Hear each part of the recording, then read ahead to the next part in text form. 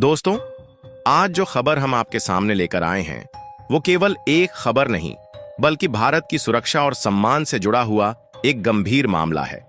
आपने सुना ही होगा, हमारे देश के सबसे बड़े सुरक्षा अधिकारी यानी कि राष्ट्रीय सुरक्षा सलाहकार NSA अजीत डोवाल को अब खुलेआम धमकियां मिल रही हैं। और ये धमकियां किसी कोने खांचे में छुपकर नहीं दी गईं, बल्कि कनाडा की धरती से दी गई हैं। सोचिए, ये कितना बड़ा सवाल खड़ा करता है। अब आप ही बताइए, किसी देश के सबसे बड़े सुरक्षा सलाहकार को अगर कोई खुलेआम धमकी दे और उस पर उस देश की सरकार चुप्पी साधे रहे, तो क्या ये केवल भारत का अपमान नहीं बल्कि उसकी संप्रभुता पर सीधा हमला नहीं है? यही कारण है कि भारत अब इस पूरे मुद्दे को बेहद गंभीरता से ले रहा है। तो इस डेवलपमेंट की सच्चाई जानने के लिए आगे बढ़ते हैं, लेकिन उससे पहले इस वीडियो को लाइक करके चैनल को सब्सक्राइब जरूर कर लीजिए। खबर यह है कि हाल ही में एक खालिस्तानी आतंकी जिसका नाम है इंद्रजीत सिंह गोसाल कनाडा में जेल से बाहर आ गया है। ये वही शख्स है जिसे इसी साल जनवरी में भारतीय उच्चायुक्त के घर पर हमला करने के आरोप में गिरफ्तार किया गया था।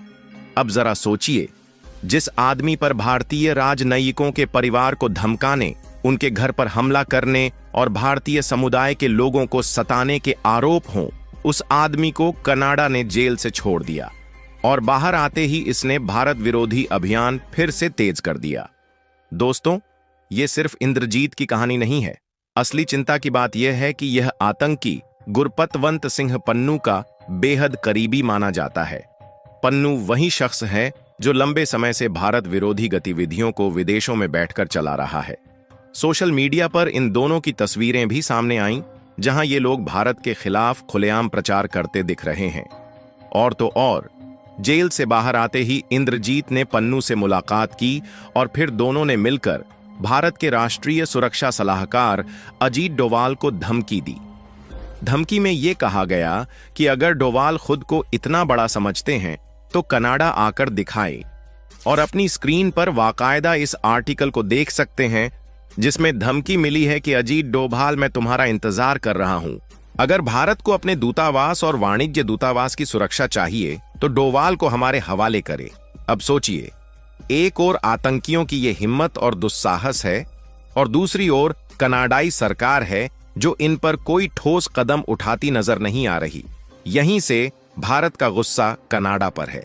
भारत का गुस्सा पन्नू या इंद्रजीत जैसे लोगों पर उतना नहीं, क्योंकि दुनिया जानती है कि ये आतंकी केवल भड़काऊ बयानबाजी और हिंसा की भाषा ही समझते हैं।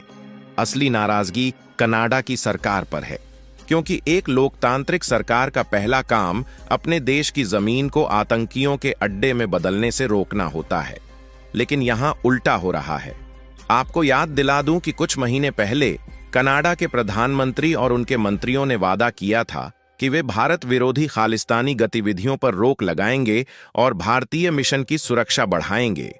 लेकिन दोस्तों, हकीकत यह है कि सिक्योरिटी बढ़ाना तो दूर, जो आतंकी जेल में बंद थे उन्हें भी छोड़ दिया गया। अब जरा एक उदाहरण से समझिए। मान लीजिए आपके घर के बाहर कोई शख्स दिन रात गालियां दे, पत्थर फेंके और एक दिन आपके परिवार पर हमला भी कर दे। पुलिस उसे पकड़कर जेल में डाल दे, लेकिन फिर कुछ दिन बाद छोड़ भी दे और बाहर आते ही वही आदमी दोबारा कहे कि अभी तो मैंने कुछ किया ही नहीं, आगे देखना। अब आप ही बताइए, क्या आप ऐसी पुलिस और सरकार पर भरोसा करेंगे? बिल्कुल नहीं। यही स्थिति भारत और कनाडा के बीच खड़ी हो चुकी है। भारत के राष्ट्रीय सुरक्षा सलाहकार अजीत डोवाल, जो पूरी दुनिया में अपनी रणनीति और सख्ती के लिए जाने जाते हैं, उन्हें अगर इस तरह की धमकियां मिलती हैं और उस पर कनाडाई प्रशासन खामोश बैठा रहता है, तो यह सिर्फ एक चेतावनी नहीं बल्कि चुनौती है। और भारत ने साफ कर दिया है कि अगर 30 दिनों के भीतर कनाडा कोई ठोस कदम नहीं उठाता तो भारत अपने स्तर पर कड़ा कदम उठाएगा। दोस्तों, यह सिर्फ एक राजनयिक विवाद नहीं है, यह भारत की राष्ट्रीय अस्मिता, सुरक्षा और गरिमा का मामला है। और यही वजह है कि देश भर की नजरें इस मुद्दे पर टिकी हुई हैं। दोस्तों, अब बात करते हैं असली खेल की, यानी कि इस धमकी के पीछे कौन लोग हैं और किस तरह से पूरा मामला और भी ज्यादा खतरनाक हो चुका है। क्योंकि धमकी सिर्फ हवा में दी गई बात नहीं है, बल्कि इसके पीछे ठोस बैकग्राउंड है। जैसा कि मैंने पहले बताया, कनाडा में जेल से बाहर आया इंद्रजीत सिंह गोसाल वही शख्स है जिस पर भारतीय उच्चायुक्त के घर पर हमला करने, भारतीय राजनयिकों को गालियां देने और उनके परिवार तक को डराने धमकाने के गंभीर आरोप थे। लेकिन कनाडा की अदालत या प्रशासन ने उसे रिहा कर दिया।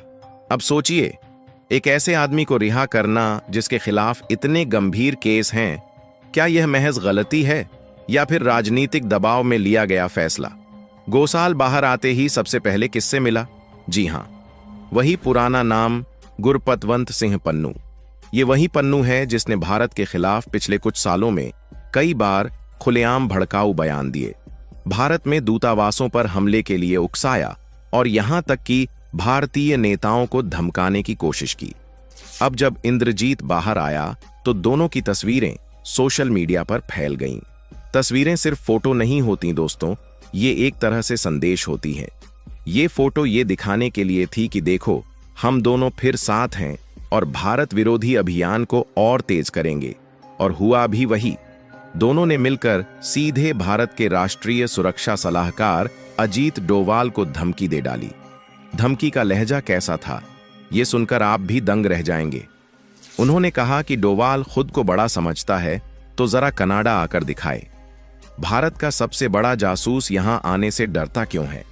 अगर भारत अपने दूतावासों को बचाना चाहता है तो डोवाल को हमारे हवाले करे। अब दोस्तों, इस तरह की बातें सिर्फ बयान नहीं है, बल्कि ये सीधा सीधा भारत की संप्रभुता को चुनौती है। कोई छोटा मोटा नेता होता तो छोड़ भी देते, लेकिन यह धमकी हमारे NSA को दी जा रही है। वही डोवाल जिन्होंने पाकिस्तान में सर्जिकल स्ट्राइक की रणनीति बनाई, वही जिन्होंने बालाकोट एयर स्ट्राइक का खाका तैयार किया, वही जिन्होंने आतंकियों के खिलाफ खुफिया अभियानों को अंजाम दिया। ऐसे शख्स को खुलेआम धमकी देना यह सिर्फ व्यक्तिगत हमला नहीं, बल्कि भारत की ताकत और इंटेलिजेंस नेटवर्क को नीचा दिखाने की कोशिश है। अब आप सोचिए, इस पूरे मामले में कनाडा सरकार की भूमिका कैसी दिखती है।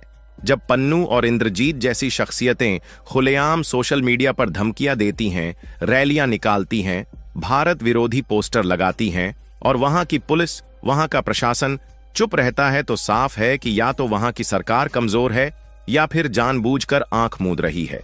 अब भारत सरकार और NSA अजीत डोवाल ने साफ कह दिया है कि कनाडा को 30 दिन की मोहलत दी गई है, यानी एक तरह से अल्टीमेटम।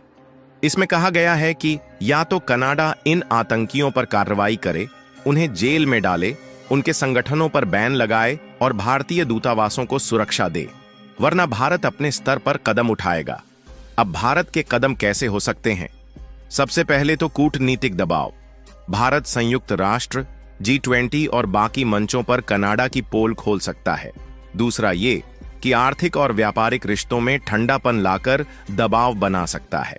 और तीसरा ये कि अगर हालात बहुत बिगड़ते हैं तो भारत अपनी सुरक्षा एजेंसियों को विदेशों में सक्रिय कर सकता है, जैसा पहले भी हुआ है। दोस्तों, याद कीजिए, पाकिस्तान के आतंकियों के खिलाफ भारत ने जो खुफिया अभियानों की रणनीति अपनाई थी, वैसी ही रणनीति खालिस्तानी नेटवर्क के खिलाफ भी अपनाई जा सकती है।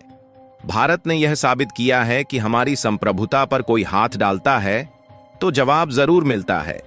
बाकी आप लोग अपनी राय कमेंट में बताइए कि कनाडा को उसकी औकात कैसे दिखाई जाए, और इस वीडियो को एक लाइक करके अपने मित्रों तक शेयर जरूर करें ताकि उन्हें भी जानकारी मिल सके।